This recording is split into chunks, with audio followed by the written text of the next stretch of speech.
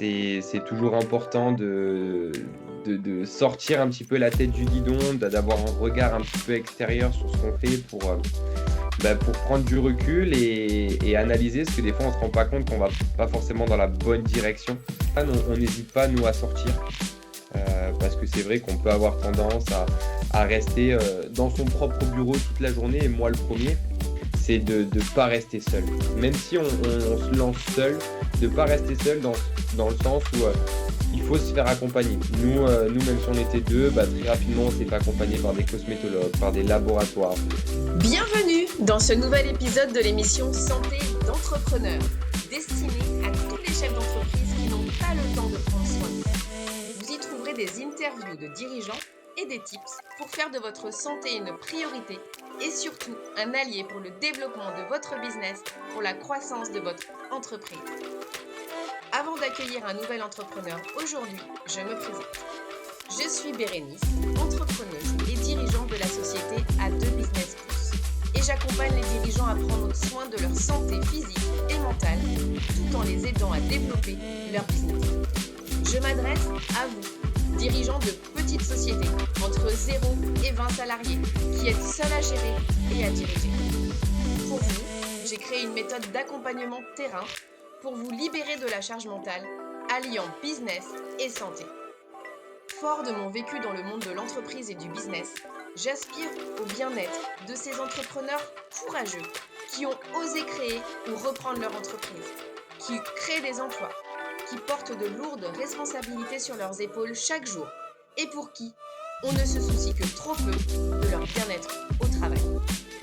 J'ai soif de partager avec vous des témoignages de dirigeants qui ont décidé de faire de leur santé une priorité et qui ont compris l'impact positif sur le développement de leur entreprise et par ricochet sur le bien-être de leurs collaborateurs.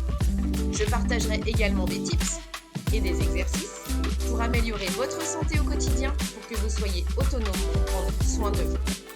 Parce que votre santé est le premier actif immatériel de votre entreprise. Faites en sorte que votre business soit au service de votre vitalité et de votre bien-être, et pas l'inverse.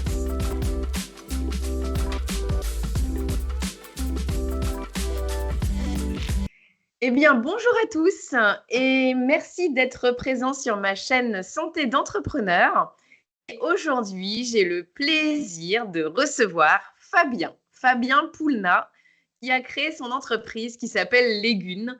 Et donc, Fabien, je te propose de te présenter et de présenter ton entreprise avant de passer au vif du sujet du podcast.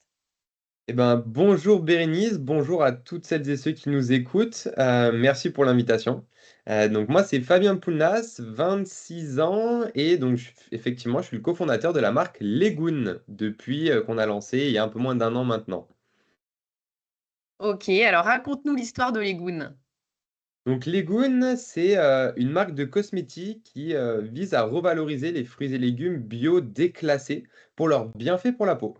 Donc concrètement, on vient récupérer auprès d'agriculteurs, maraîchers, notamment en Hautes-Alpes, les fameux fruits et légumes moches qu'on ne retrouve pas forcément dans les enseignes de la grande distribution, et très souvent les agriculteurs les gaspillent parce qu'ils sont soit un petit peu tordus, un petit peu tachés, ou des problèmes un petit peu physiques comme ça. Et nous, on vient les revaloriser pour leurs bienfaits pour la peau. Donc, on les transforme en savon solide pour le corps. Donc là, par exemple, c'est un savon solide à la carotte tordue qui est composé à plus de 40% de carottes bio déclassées. On va avoir un savon au brocoli joufflu. Donc le brocoli qui est reconnu pour améliorer la souplesse et l'élasticité de la peau. Et le petit dernier qu'on a sorti, c'est notre baume à lèvres, hop, ici, à la carotte tordue et à la cire d'abeille française. Donc on est vraiment dans une démarche 100% anti-gaspillage pour donner une nouvelle vie à tous ces fruits et légumes qui sont mis de côté pour leur apparence physique. Ok. Alors, comment t'es venue l'idée? Comment vous est venue l'idée, puisque vous êtes deux dans l'aventure? Effectivement. Alors pour la petite anecdote, c'est, avec Océane, qui est mon associé aujourd'hui dans le projet, on, était tous les 2 étudiants, à l'école Sup de Pub Lyon, école de communication, et pour valider notre master, on avait un projet de création d'entreprise fictif à mener.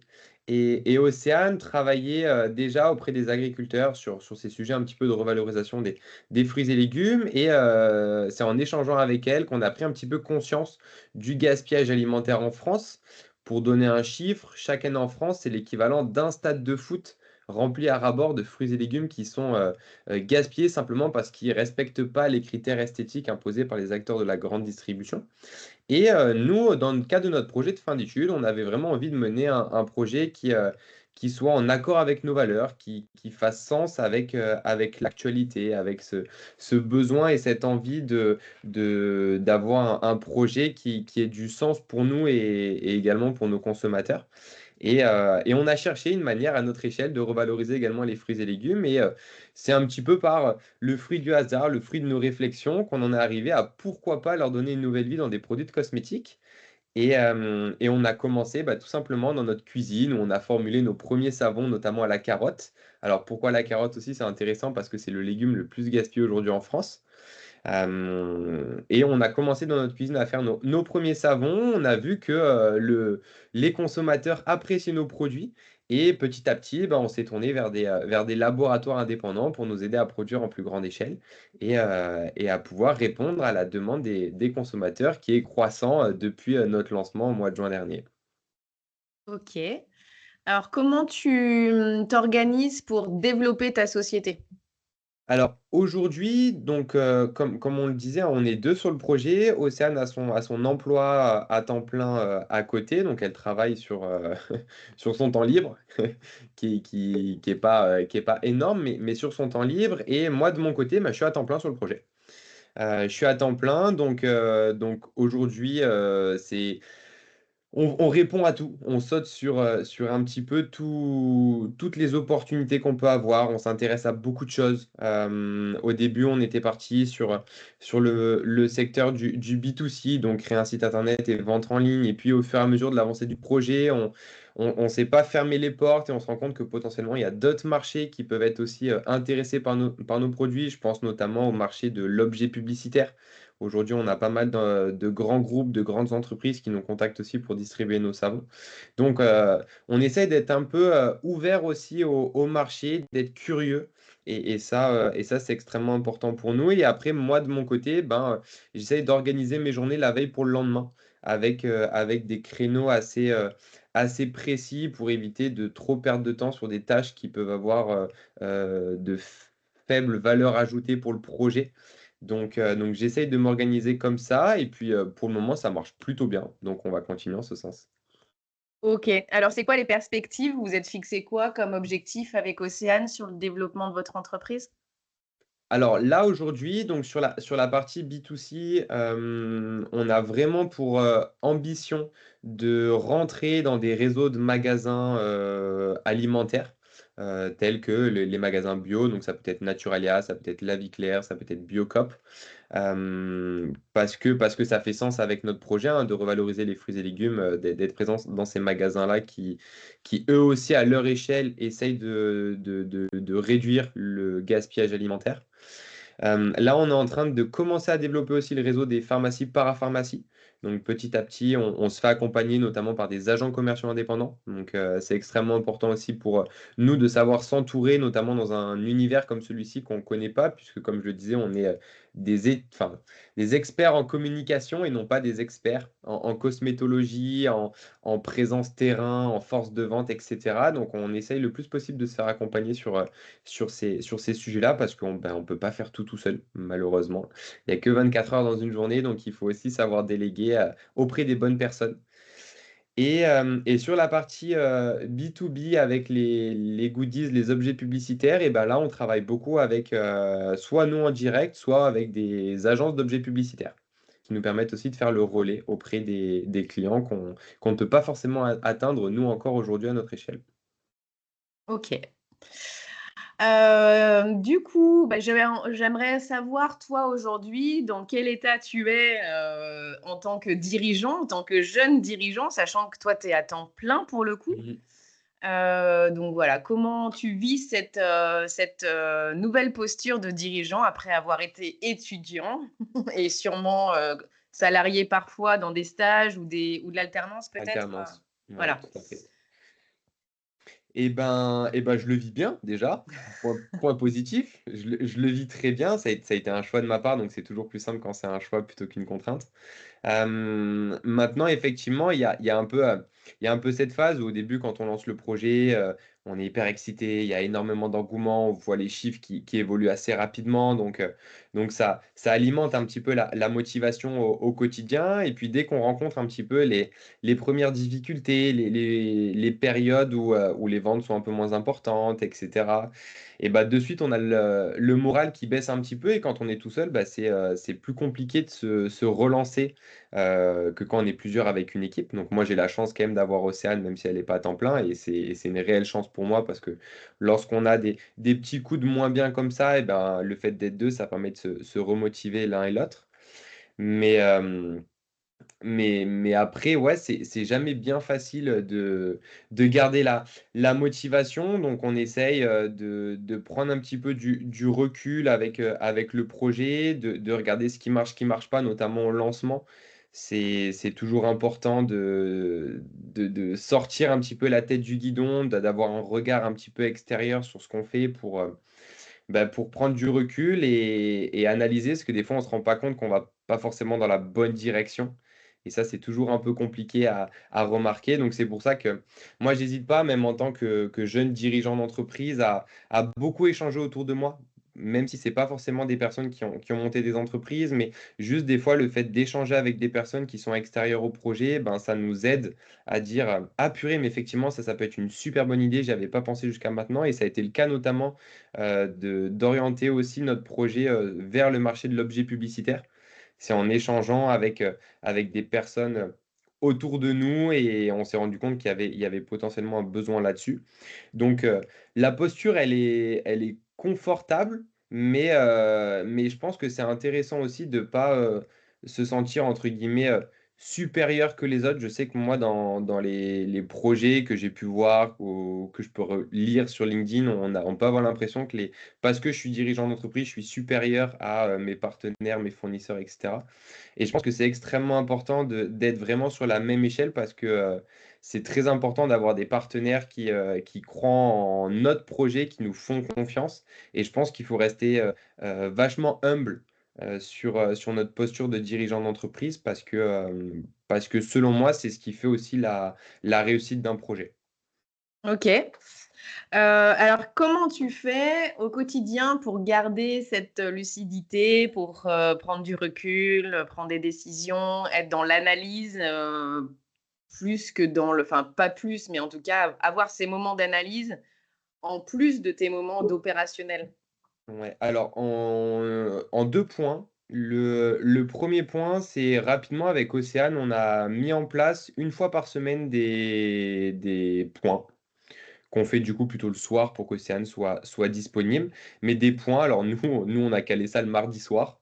Il n'y a pas de jour, je pense, qui sont mieux que d'autres, mais nous on a calé ça le mardi soir par rapport à notre emploi du temps pour justement se poser.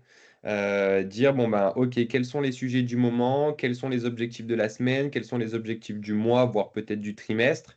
Est-ce qu'on est plus ou moins en avance? On n'hésite pas aussi à utiliser ce qu'on appelle des rétro-planning. Donc, par rapport à nos objectifs, bah, de diviser ces gros objectifs en plein de petits objectifs qui sont beaucoup plus faciles à atteindre que les gros. C'est vrai qu'au début, on le faisait pas, on n'avait que des gros objectifs. Et bah, en fait, on avait l'impression de ne pas avancer parce que l'objectif était beaucoup trop gros par rapport à ce qu'on était capable de réaliser au quotidien. Donc, on a essayé de segmenter en plein de petits objectifs qui nous permettent d'avancer aussi plus vite et de moins se fatiguer dans l'évolution du projet. Et le second point qu'on a mis en place avec Océane, c'est tout simplement le sport, en fait. Nous, avec Océane, on est d'anciens sportifs de haut niveau. On a pratiqué beaucoup, beaucoup, beaucoup le sport. Donc, Océane, c'était le patinage artistique. Moi, c'était plutôt le vélo de route. Et aujourd'hui, on a remis ça un petit peu en place aussi soit sur notre temps de travail, soit les week-ends pendant notre temps libre. Et ça nous permet de prendre du recul sur le projet. Mine de rien, sans vraiment le vouloir, on réfléchit tout le temps à son projet en tant que dirigeant d'entreprise, hein. On dort, on mange, on vit notre projet tout le temps. Et moi, je me suis rendu compte qu'à travers la course à pied ou le vélo, ben, certes, je pensais au projet, je pensais aux objectifs, ce qu'il fallait faire la semaine prochaine, la semaine d'après, quels sont les gros enjeux du moment. Mais on est moins stressé, on est moins speed parce qu'on pense à ça pendant notre séance de sport. Et moi, souvent, j'ai des idées qui me viennent aussi pendant le sport parce qu'il y a une prise de recul qui est peut-être plus simple aussi. Et voilà, c'est un petit peu sur ces deux sujets qu'on arrive aujourd'hui à prendre du recul et savoir si on va vraiment dans la bonne direction. Ok, super. Est-ce qu'il y a d'autres choses que tu as mis en place pour cette lucidité par rapport à ta santé, par rapport à ton hygiène de vie? Euh, vous qui êtes dans les légumes en plus. Ouais. Alors, l'alimentation, nous, c'est vrai qu'on on a toujours plus ou moins fait attention à ce qu'on mangeait, bah, de par notre pratique sportive intense aussi. Donc, on a été suivi, notamment Océane, par des nutritionnistes, des diététiciens. Donc, c'est vrai qu'on a ces réflexes qui nous paraissent banals parce que bah, on a baigné là-dedans depuis notre jeune âge, même si on n'est pas vieux. Mais nous, ça nous paraît un petit peu logique de faire attention à son alimentation. On sait que c'est un peu le carburant du corps humain. Donc, si on veut être en bonne santé, il faut bah, qu'on y donne du carburant de bonne qualité aussi. Donc, ça, c'est extrêmement important de faire attention à tout ça sans forcément se priver, mais voilà, manger de tout sans forcément en abuser. Et, euh, et non, après, mis à part ça, mis à part le sport, nos petits points avec Océane, on n'hésite pas, nous, à sortir. Parce que c'est vrai qu'on peut avoir tendance à rester dans son propre bureau toute la journée, et moi le premier. Donc, j'hésite pas aussi à sortir, voir un petit peu ce qui se passe dehors. Même si je rencontre pas forcément des gens, moi, ça m'arrive d'aller dans des magasins, voir un petit peu, bon, bah, voilà, comment les produits, notamment de nos savons solides, sont présentés. Est-ce qu'il y a des nouvelles marques? Vraiment rester un petit peu attentif à son environnement, à son marché. Et lorsqu'on le peut, on n'hésite pas à sortir, participer à des événements de réseautage pour rencontrer du monde. Souvent, on fait des belles découvertes et j'en parle souvent, mais à chaque fois que je me suis dit, ah, j'ai encore reçu une invitation, je sais pas pourquoi je vais y aller, elle me concerne pas, etc. Et au dernier moment, je me disais, bon, bah, allez, tu te forces, tu sors, etc., pour aller voir un peu de monde. Et à chaque fois, j'ai fait des super découvertes, que ce soit des découvertes humaines, des découvertes professionnelles, potentiellement des opportunités aussi par la suite. Donc ça, on en parlera peut-être à la fin du podcast, mais pour moi, c'est un conseil aussi de ne pas forcément rester cloîtré derrière son ordinateur et son bureau. On avait un coach à Sub de Pub qui nous disait, mais la vraie vie d'un projet, elle se passe dehors, c'est pas en restant derrière son ordinateur que les choses vont bouger. Donc, donc non, non, aller dehors, prendre un peu la température de tout ce qui se passe. En plus, en ce moment, la température est plutôt agréable, donc on peut en profiter pour sortir. Et puis voilà, nous, c'est nos petits tips. Alors, je serais curieux de savoir s'il y en a d'autres que nous aussi, on pourrait mettre en application au sein de Legoon. Mais ça, c'est pour nous en tout cas. Ok. Il y a une petite anecdote que tu m'as racontée avant qu'on enregistre aujourd'hui et qui m'a marquée. Et ça revient à rejoindre un petit peu que tu es dans l'échange, le partage, notamment avec tes clients, où tu m'as dit qu'une maman aimait le brocoli à son enfant grâce à vos savons. Ouais. Et ouais, c'est vrai que c'est une anecdote qui nous plaît beaucoup parce que, et on en est fiers, parce que ça résume complètement ce pourquoi on a aussi lancé Legoon. Effectivement, on avait une maman qui nous a contacté fin d'année dernière et qui nous avait écrit sur Instagram, c'est ça, sur Instagram, en nous disant qu'elle avait un enfant qui avait 6 ans, un enfant de 6 ans, qui avait du mal à manger les légumes, notamment le brocoli. Et elle essayait par plein d'astuces, plein de différentes manières de le cuisiner, de lui faire apprécier le brocoli. Et elle n'y arrivait pas. Et du coup, elle avait tenté un peu le tout pour le tout et nous avait découvert sur les réseaux sociaux. Elle s'était dit, bah, pourquoi pas tenter de le laver avec un de nos savons au brocoli joufflu comme celui-ci. Peut-être que ça allait avoir une démarche un petit peu différente. Et le côté ludique du savon avait beaucoup plu à l'enfant. Il avait adoré. Bon, le savon avait été consommé en 2 jours parce qu'il avait pris des bains avec, donc forcément le savon avait fondu dans le bain. Mais c'est pas grave. L'objectif c'était pour le parent de renouer un lien avec le brocoli qu'il appréciait pas forcément dans l'assiette. Et le fait d'avoir un contact un petit peu différent avec le brocoli, de voir que dans un savon, ça pouvait être tout aussi agréable, que ça prenait soin de sa peau, que ça faisait de la mousse, etc., etc. Et ben, petit à petit, il a repris confiance un petit peu avec le brocoli. Sa maman avait retenté de lui préparer un brocoli dans l'assiette. Et bah, bingo, ça avait fonctionné. Et cette maman nous a réécrit il y a quelques semaines en nous disant que je ne sais pas si c'est grâce à nous, les goûts, mais en tout cas que son enfant maintenant arrivait à consommer du brocoli dans l'assiette. Donc nous, on est super contents bah, parce que forcément, un brocoli de consommer dans l'assiette, c'est un brocoli qui n'est pas jeté ou gaspillé. Donc nous, on est super contents de voir que notre projet peut aider comme cette maman. Ouais, et là aussi où je fais le lien avec voilà, votre activité même prône, bah, les légumes, et donc la santé, et l'hygiène alimentaire. Est-ce qu'il y a d'autres, légumes comme proposés, en produits, cosmétiques? Alors pour le moment, on est resté sur du coup la carotte tordue, le brocoli joufflu et l'abricot biscornu que j'ai pas forcément montré à l'écran, j'en avais pas un sous la main.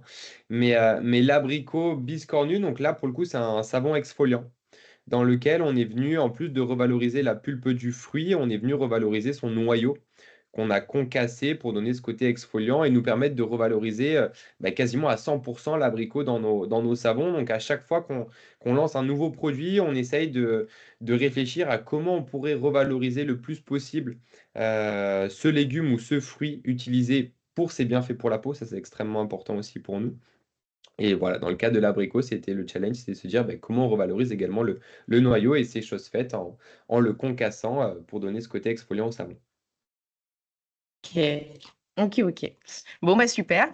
Alors du coup, quel serait, conseil, que, tu aurais envie de donner, aux dirigeants de sociétés qui sont, bah, à fond dans leur business comme, tout entrepreneur, une petite boîte parce qu'on fait tout, parce qu'on a plein de choses à penser et on n'a pas forcément le temps de prendre soin de soi? Oui, effectivement, on n'a pas trop le temps de prendre soin de soi. Les journées passent vite, quand on est bien occupé et tant mieux, hein. C'est pour ça aussi qu'on a décidé de se lancer, de monter son projet et cetera. Mais c'est vrai qu'il y a des fois où et moi je le vois, où il y a plus rien qui sort, on n'arrive plus, moi j'aime bien dire: «On se noie dans un verre d'eau» parce que quand la tête est trop pleine et ben, on n'a pas de regard, concret, sur lequel on peut s'appuyer. Et donc, moi, vraiment, ce que je dis souvent lorsque j'interviens, même à Sub de Pub auprès des étudiants qui veulent monter leur projet, c'est de ne pas rester seul. Même si on se lance seul, de ne pas rester seul dans le sens où il faut se faire accompagner. Nous, même si on était deux, bah, très rapidement, on s'est fait accompagner par des cosmétologues, par des laboratoires, à qui c'est leur expertise. Et nous, on bénéficie de ça aussi parce qu'on n'a pas la science infuse sur tout. Et ça, je pense que c'est aussi quelque part une preuve d'humilité en tant que dirigeant d'entreprise de se dire, bah ok, j'accepte de ne pas avoir la connaissance sur tous les sujets. Nous, on est expert en communication avec Océane, on n'est pas expert en cosmétologie. Donc, notre vraie valeur ajoutée dans le projet, c'est ça. Je pense que ça, c'est extrêmement intéressant aussi que chaque dirigeant d'entreprise ou porteur de projet fasse un peu le point avec soi-même en se disant, ben, où est-ce que je suis vraiment fort, où est-ce que j'ai ma valeur ajoutée et où est-ce qu'au contraire, j'ai aucune valeur ajoutée et je vais perdre plus de temps que ce qu'il faut. Donc sur les points où on est très fort, bah, capitaliser là-dessus. Nous, c'est la communication donc, et un petit peu le marketing. Donc, on essaye de s'appuyer là-dessus. Mais par contre, voilà, on n'a pas de connaissances en cosmétologie. Donc ça, on le délègue. La présence sur le terrain, mais on ne peut pas se permettre, nous, toute la journée, d'être présent sur le terrain pour aller démarcher les magasins. Donc, on essaye de le faire quand on peut, mais il y a d'autres sujets en parallèle qu'il faut mener.